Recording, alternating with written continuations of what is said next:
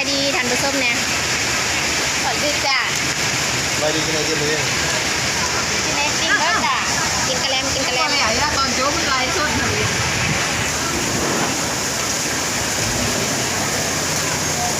คนโต๊ะแห้งๆ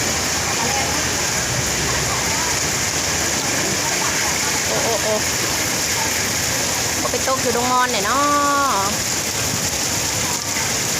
โต๊ะผักโต๊ะแม่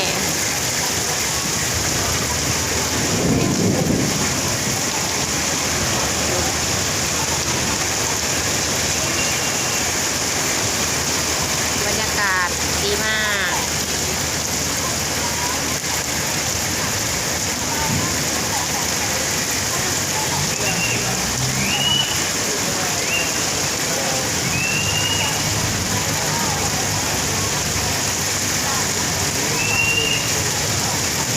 โอ้ย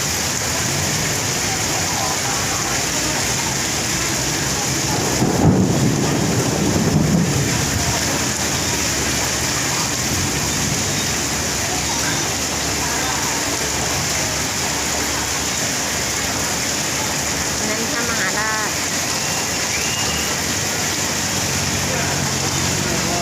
อันนี้บรรยากาศร้านอาหาร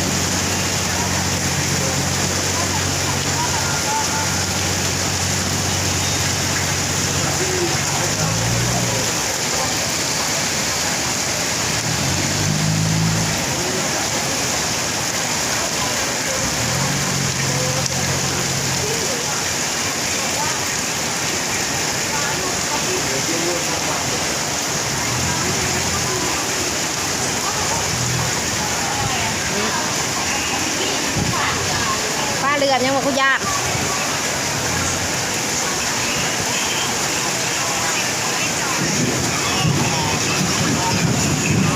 กินไอติมแล้วจ้าเอาเลยก็จะถึงก็ได้กินบ่จ้าเมื่อก็เด้อแบบนี้บ๊ายบาย